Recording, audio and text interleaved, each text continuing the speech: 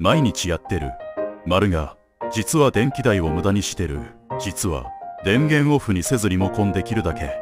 では電気が流れ続けています。テレビやエアコンなどは待機電力が発生しており、年間数千円のロスになることも、家中の待機電力を合計すると、1年間で約5000円以上になることも、使わないときはコンセントごと抜くのが節約のコツ。うちもやってたかも。